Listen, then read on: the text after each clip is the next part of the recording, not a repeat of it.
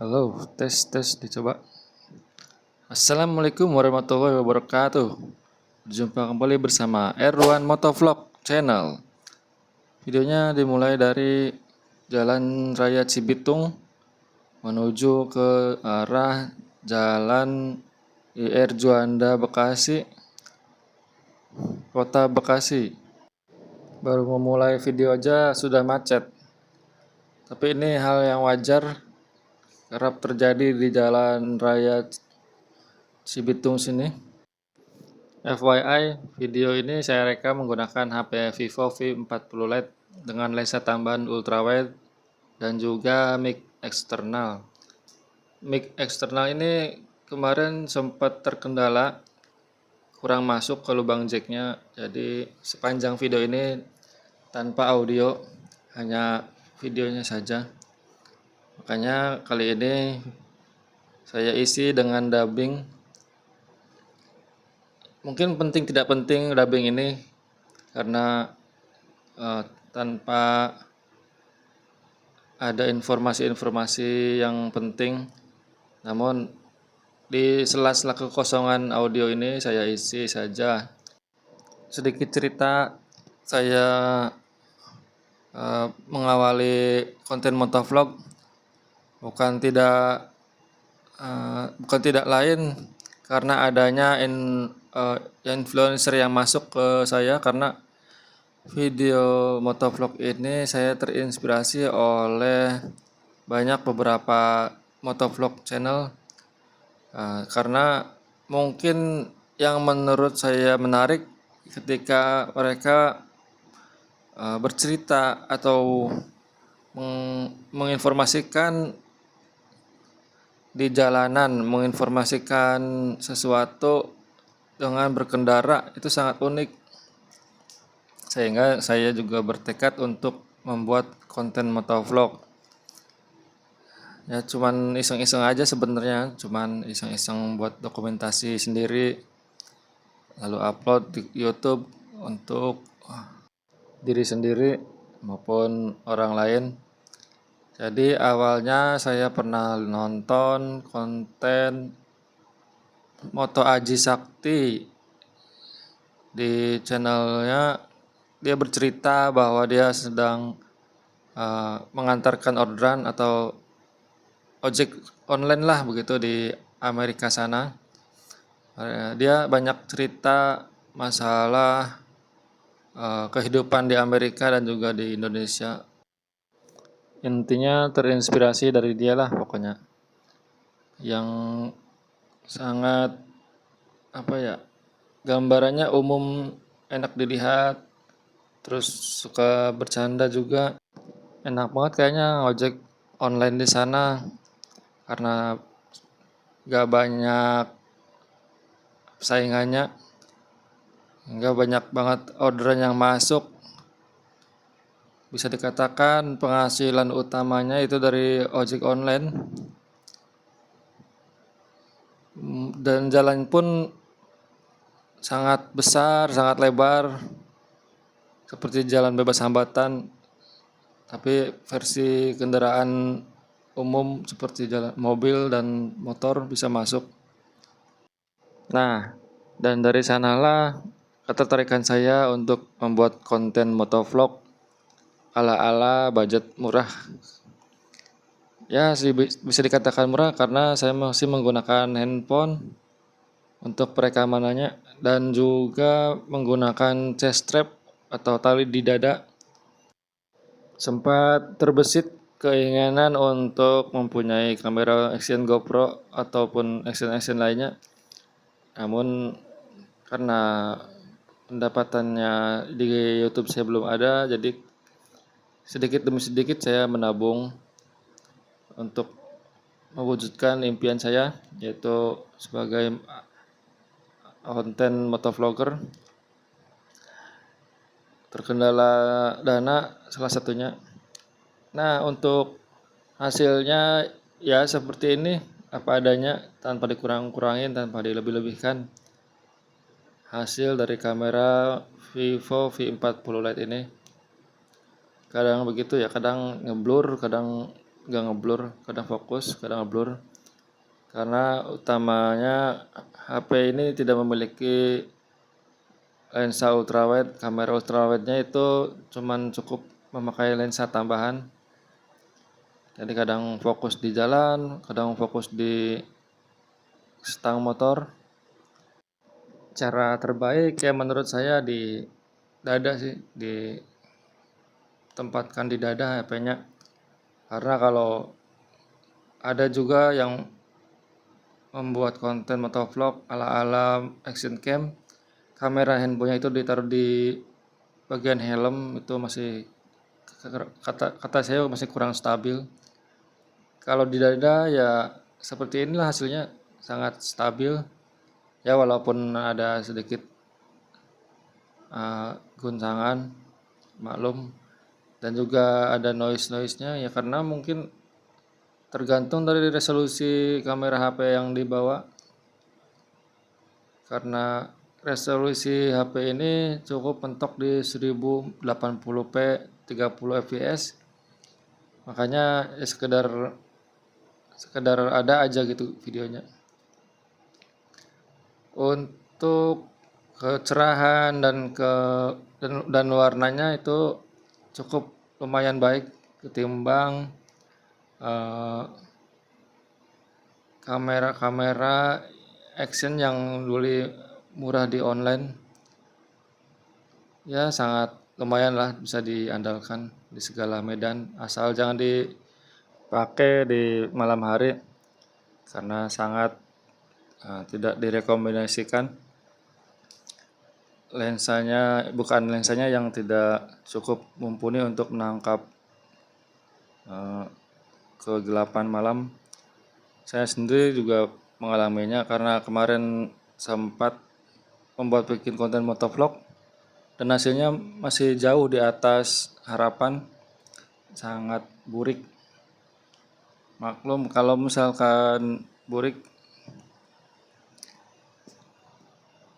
kita sudah mulai memasuki underpass Bola Kapal yang menuju arah jalan IR Juanda. Di Indonesia konten motovlog yang banyak menginspirasi saya itu seperti konten Mandek Motovlog, atau ada juga yang sangat saya inspirasikan namanya Denny Uban. Karena konten-konten motovlogger yang saya sebutkan tadi sudah banyak membantu karena sudah memberikan berbagai tips dan masukan untuk motovlogger pemula. Dan tidak lupa pula konten motovlogger lainnya yang tidak bisa saya sebutkan satu persatu untuk bisa menginspirasikan saya untuk bisa bertekad untuk menjadi motovlog. Awalnya ya dari situ, menonton konten-konten motovlog yang kreatif, inovatif, dan juga inspiratif. Pada awalnya saya memang ragu untuk menjadi konten motovlog karena mungkin handphone yang saya bawakan belum ada lensa ultrawide-nya. Cuman beberapa minggu ke belakang kegelisahan saya akhirnya terjawab dan saya beranikan untuk membeli lensa ultrawide tambahan. Sehingga bisa dijadikan video motovlog yang lebih gambarnya lebih luas, lebih lebar gitu daripada video-video saya sebelumnya yang tanpa lensa ultrawide tambahan. Ya mungkin sangat membantu untuk konten motovlog karena pada dasarnya konten motovlog itu yang bisa diutarakan, yang bisa diinformasikan seputar jalanan. Jadi ya visualnya harus sesuai, jalanan itu harus lebar dan juga tercakup oleh kamera video. Misalkan tidak dominan ke stang motornya ataupun tidak dominan ke jalanan utamanya, karena segala medan ya dilalui oleh motor dan kamera. Ya jadinya harus fokus ke dua-duanya, yaitu perjalanan dengan motor dan direkam dengan kamera HP. Sedikit macet di lampu merah.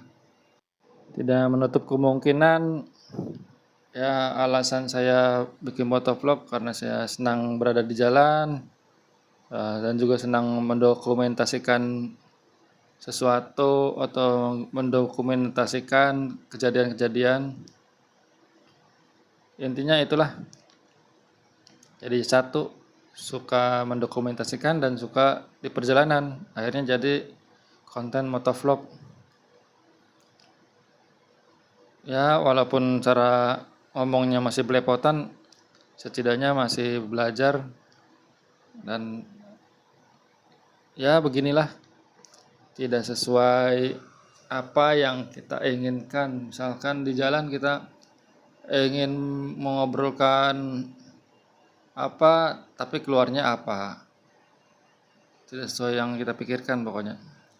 Tapi ya setidaknya mengisi kekosongan di jalan bisa terjadi di kendaraan saat bikin konten motovlog.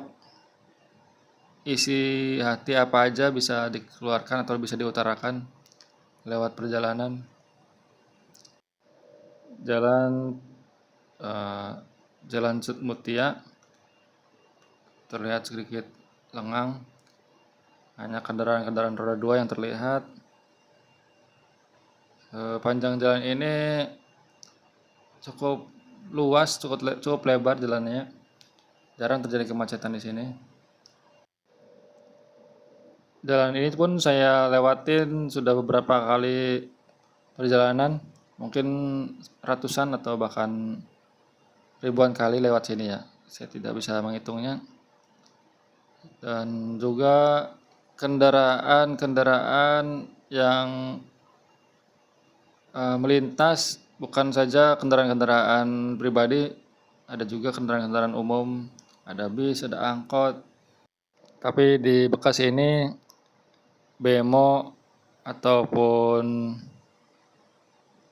bajai tidak beroperasi, tidak pernah ada di Bekasi karena ada larangan untuk roda 3 beroperasi di jalanan kota Bekasi ini. Hanya ada di kota-kota tertentu. Nah, perjalanan kali ini saya tidak sendirian. Saya ditemani istri dan anak dari kerjaan menuju rumah. Tadi pagi pun saya sudah mengantarkannya dari rumah sampai menuju ke tempat kerjanya di SGC Sentral Gosir Cikarang sekitar jam 5 pagi dan sampai di jam 6 pagi. Jadi masalah saya antar atau jemput karena kalau naik Gojek atau naik kendaraan umum sangat disayangkan sekali. Sayang ongkos. Dan juga biar so sweet gitu. Suami antar jemput istri. Ya mudah-mudahan bisa kebeli kendaraan lagi untuk istri biar tidak repot diantar jemput. Balik lagi ke masalah motovlog. Jadi karena benturan budget, hanya ini yang bisa saya persembahkan. Pakai HP Vivo V40 Lite dan juga lensa ultrawide tambahan. Makin dicoba makin ketagihan hasilnya, jadi saya tertarik untuk membuat konten-konten motovlog lain lagi dalam beberapa waktu dekat ini. Ya sekedar sharing dalanan dan sharing info di perjalanan. Tidak bosan-bosannya saya membuat konten motovlog. Nah, dalam situasi waktu di perjalanan dan juga di luar perjalanan, perbincangan apa saja yang menarik saya obrolin. Terlihat kemacetan sangat mengular di jalan yang menuju arah Mall Pekayun ini, karena di sini tempat bertemunya di perempatan Simpang Rawa Panjang. Yang dari arah Rawa Panjang ingin ke arah Mall Pakuwon, yang Jalan Kartini ingin ke arah Mall Pakuwon, yang dari arah Bekasi Timur ke Mall Pakuwon. Jadi menumpuk kendaraan di jalan sini, terlihat sangat padat, bahkan mobil tidak bisa gerak. Ini sudah hal biasa yang sering saya lalui ketika hendak melewati jalan sini. Namun karena keterbatasan atau cuman 2 jalur atau 2 ruas jalur yang berada di jalan sini, sehingga menimbulkan kemacetan. Dan juga lampu merah Pakuwon mengakibatkan kemacetan yang terjadi. Dari sini menuju Mall Pakuwon kurang lebihnya 100 meteran lah. Cuman waktu tempuh bisa jadi 10 menitan karena kemacetan yang parah. Dan mungkin ini hal wajar kalau kita hendak ingin berangkat perjalanan bekerja, untuk menghindari area atau jalan sini. Bisa pula alternatif lain melewati jalan Kartini menuju ke jalan Ahmad Yani yang lewat samping Bendungan Bekasi. Namun saya mengarah ke arah jalan Jati Asih, alternatifnya ke sini dan ke Rawa Panjang. Saya mengambil jalan sini karena masih terlihat cukup lancar lah dibanding jam 4 sore ataupun jam 7 pagi yang sudah tidak bisa dihindari lagi macetnya. Angkot dari Bekasi ada pula yang mengarah ke Pondok Gede, yang bernomor angkot 02. Namun tarifnya belum saya ketahui berapanya, karena jarang naik angkot akhir-akhir ini. Orang lebih memilih ke jasa ojek online dan juga alternatif lain. Angkot sangat lama karena sering ngetem, jalannya pun lama. Orang lebih nyaman naik ojek online. Tapi keberadaan angkot jangan sampai punah, karena biar begitu mereka sedang mencari nafkah untuk keluarga dan anak-anaknya. Nah, selain itu pun angkot juga menjadi legenda di kota Bekasi dan di daerah-daerah lain pada umumnya, karena dari dulu sampai sekarang angkot masih eksis. Oleh karena itu jangan sampai punah, angkot harus tetap berdiri. Terlihat jalanan cukup lancar, karena beberapa jam lagi mungkin tidak sama keadaannya, akan berbeda keadaannya karena sudah melewati jam-jam pulang bekerja. Awan hitam masih menutupi matahari mataharinya tidak nongol. Di jam-jam seperti ini, jam setengah 3, biasanya panasnya sangat menyengat karena mataharinya dari arah barat. Sangat silau kalau misalkan mataharinya nongol. Tapi alhamdulillahnya mataharinya lagi ngumpet.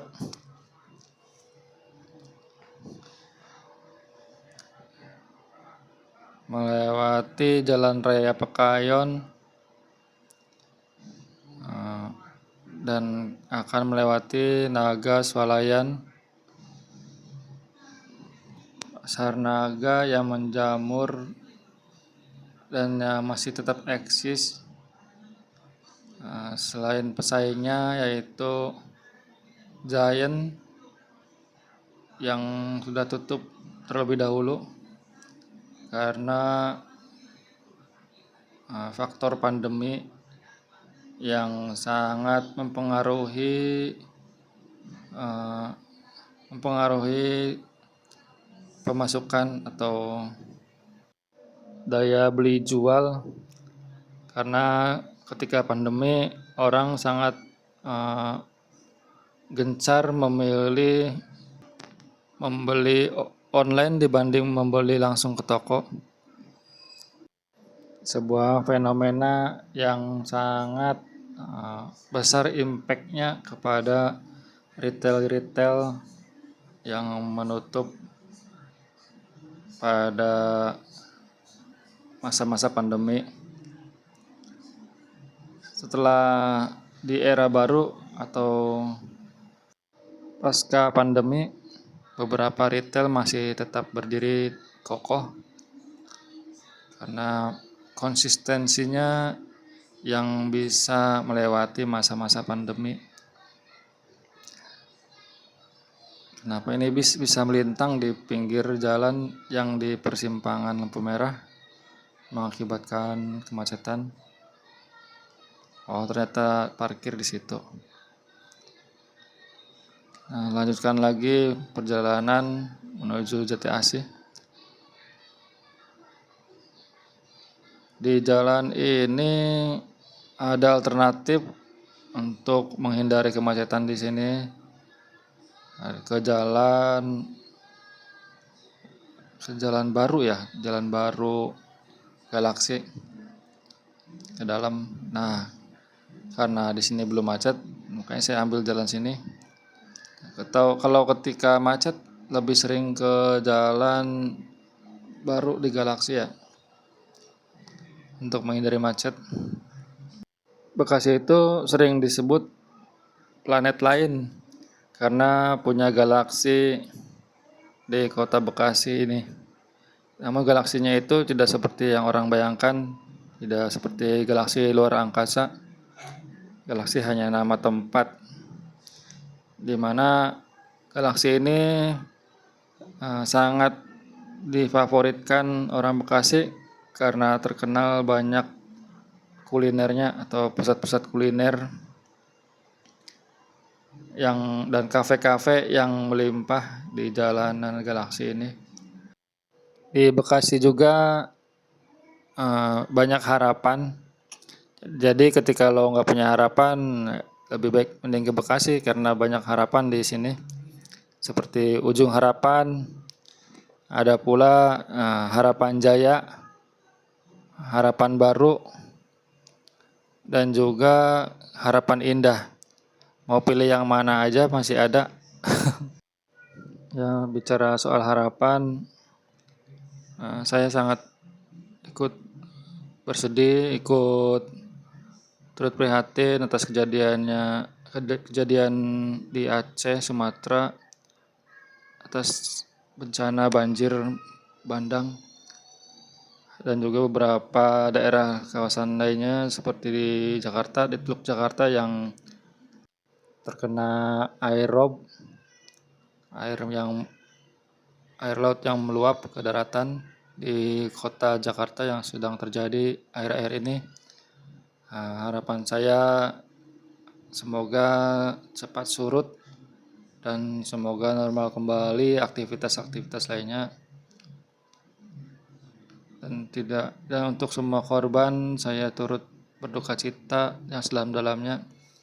Semoga dengan musibah ini bisa lebih kuat lagi dan lebih banyak melahirkan harapan-harapan baru agar semua bangsa Indonesia ini tercipta aman, nyaman, tertib, terhindar dari musibah. Amin. Amin ya rabbal alamin. Mau penghujung akhir tahun ada aja gebrakannya. Ya, setiap pergantian musim atau pancoroba biasanya sering terjadi. Namun bencana ini tidak bisa dihindari karena ya kehendak alam atau kehendak sang pencipta. Balik lagi ke jalanan kali ini sudah sampai di lampu merah Galaksi, namun sedikit tercium bau kopi yang menyengat. Gak tahu penciuman saya atau kenapa, siapa lewat sini pasti bau kopi. Apa di situ ada produsen kopi ataukah hanya warung-warung yang menjual kopi? Tapi baunya sangat menyengat sekali. Coba yang tahu komen di bawah. Apa ada pabrik kopi di sebelah sana, di sebelum lampu merah Galaksi? Tolong komen. Lampu merah Galaksi yang ada simbol globe atau bola dunia. Entah ini simbol apa, entah menggambarkan kota Bekasi memiliki galaksi sendiri ataukah gimana, saya kurang tahu. Jadi pada dasarnya kalau menemukan menara globe atau bola dunia pasti sudah berada di lampu merah Galaksi, perempatan lampu merah Galaksi ini.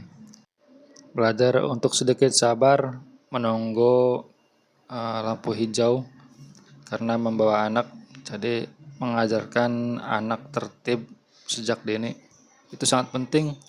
Jadi ketika dewasa mengikuti orang tuanya, ketika di lampu merah harus menunggu kapan waktunya jalan gitu. Kalau orang tuanya menerobos lampu merah, anak kita besarnya juga akan mengikuti cara orang tuanya masing-masing. Jadi kita belajar dari kesalahan. Setiap orang tua memiliki cara didiknya masing-masing ya, sangat berbeda-beda tergantung pemikiran orang tuanya. Untuk kali ini saya mengajak anak dan istri, jadi berusaha mengajarkan kesabaran dan ketertiban di jalan. Beda ceritanya kalau saya sendiri yang masih sangat jauh dari kata sabar. Kadang saya di jalan tidak sabar, ingin menyalip mobil-mobil, ingin menyalip motor-motor, ingin cepat sampai lah, intinya begitu. Namun kali ini karena perjalanan membawa anak dan istri, jadi di jalan saya harus sabar. Ya sedikit sabar ya buat kata. Kalau habis kesabaran itu beda lain ceritanya. Cuaca sudah gelap ya, padahal masih menunjukkan di jam 3 sore. Ya mungkin karena cuaca akhir-akhir ini sering terjadi hujan lebat. Jangan lupa sedia jas hujan di kendaraan karena akhir-akhir ini curah hujan sangat tinggi disertai angin yang kencang. Jaga kesehatan, jaga keselamatan, jaga diri kalian, jaga keluarga kalian. Untuk di kendaraan saat hujan harap diperhatikan kondisi kendaraan Anda. Jangan sampai uh, ban motor kalian botak ataupun kurang angin. Harap diperhatikan juga mesin-mesin agar bekerja dengan normal, agar tidak mudah mogok di perlintasan jalan yang basah. Ada baiknya menghindari jalan-jalan yang tergenang air karena akan dapat berakibat merusak mesin. Karena waktu musim hujan kemarin sempat terjadi kebanjiran di beberapa titik di daerah Kota Bekasi ini. Salah satunya di Jalan Galaksi. Banyak motor dan mobil yang mogok dan juga banyak juga kendaraan yang turun mesin karena kemasukan lumpur di kendaraannya, di mesin kendaraannya. Itu sudah terjadi sejak beberapa musim hujan di Kota Bekasi yang curah hujannya cukup tinggi dan juga sering terjadi kebanjiran dan langganan banjir lah ibarat kata. Apalagi hujan sekarang intensitasnya cukup tinggi, diprediksi oleh BMKG akhir-akhir Desember dan juga awal-awal Januari akan terjadi turun hujan lebat. Jadi persiapkanlah peralatan-peralatan di jalan, khususnya peralatan untuk kegiatan berkendara seperti jas hujan, karena manusia hanya bisa memprediksi, tidak bisa mencegah hujan terjadi.